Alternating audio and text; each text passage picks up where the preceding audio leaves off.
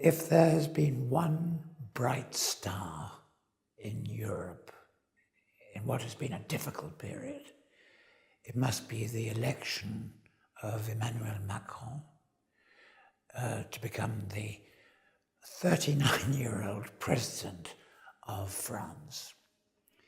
He's young, he's dynamic, and he's open-minded, and he's reform-minded. So a lot of hopes are being pinned on Emmanuel Macron's effects, both within France, but also much more widely in Europe. The hopes are that he will counter the dark clouds of Brexit and the United Kingdom wanting to leave the European Union, that he'll counter that with a much more positive approach to where Europe goes from here. And the first thing on his agenda, once Angela Merkel is re-elected in Germany, which seems pretty sure, the first thing on their joint agenda is going to be how to strengthen and reform the Eurozone to make sure that Europe's single currency isn't vulnerable to attack by the financial markets and to eventual collapse. So that's on top of his agenda. Now, all of this looked pretty straightforward for the first 2 months or so of Emmanuel Macron's presidency. He was, if you like, hyperactive. He was sort of nicknamed Jupiter by the French, and everything seemed to be going very well. But now we've seen a strange roller coaster. When Macron won the presidency, he defeated the far-right populist candidate Marine Le Pen. He defeated her very substantially. And it looked as if his political base in France was very, very strong. But within 2 months, we saw, as I say, a roller coaster. He started off with 62% support by the opinion polls. And actually in his first month in office, that grew to 64%. And then something happened. It's not very clear what, but I have my own theories, because since then, we've seen the opinion polls reverse, and they're now registering dissatisfaction with Macron, and growing dissatisfaction. It was over 50%, and now it's getting up to 60%, 57%. So what happened? My own feeling is that the opinion polls are exaggerating something we knew was going to happen. Let's go back to the election campaign that Emmanuel Macron fought. He presented himself as being neither on the left, neither on the right, as a Europe-minded centrist. And that was sufficiently reassuring to French voters that he won a very substantial majority. The problem with being a centrist is you are loved neither by the left nor by the right. And I think what happened after 2 months or so was that first of all, the disappointed politicians on the left and on the right started to snipe and to say, well, he's betraying the ideals of the right or the left. And at the same time, the media in France picked this up.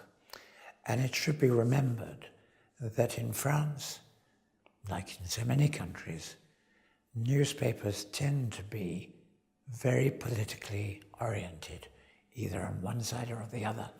The number of centrist newspapers or TV stations is very, very small because most people see politics in terms of a left-right tug of war. Something that Macron really argued against when campaigning for election. So what's happening now?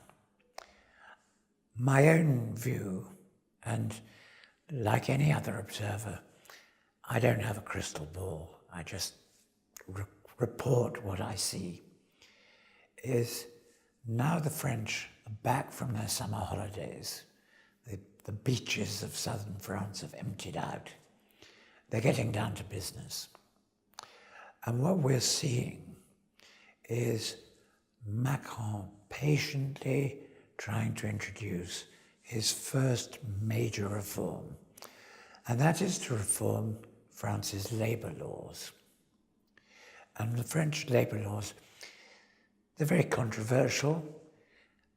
Some of them are very well intentioned. They've been building up in layers since 1902, something called the Code du Travail. Well, he wants to scrap that and replace it with something much more suited to the 21st century.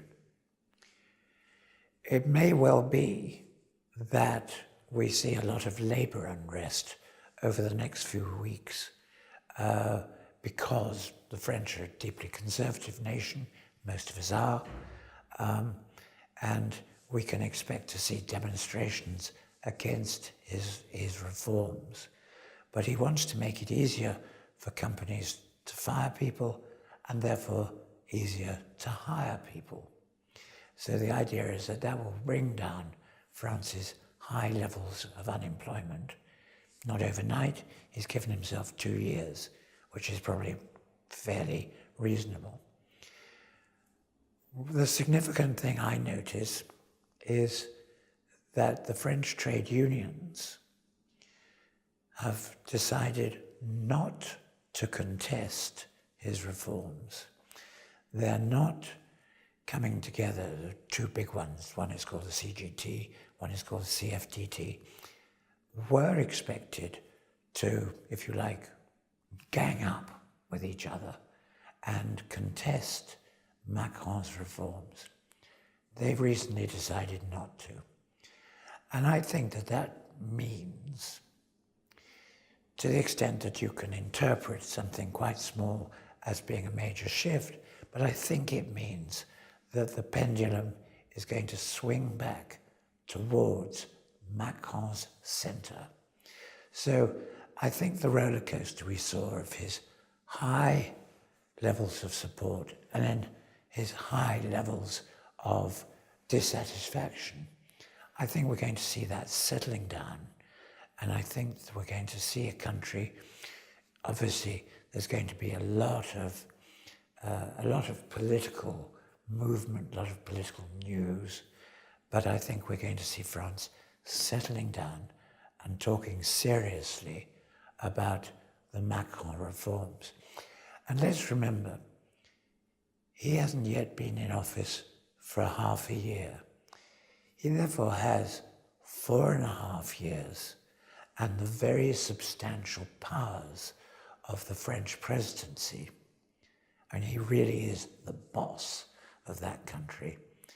We have 4.5 years in which he can balance the left and the right, in which he can persuade French opinion that his ideas for overhauling France's 19th and 20th century systems into the 21st century has a lot of time to really deliver.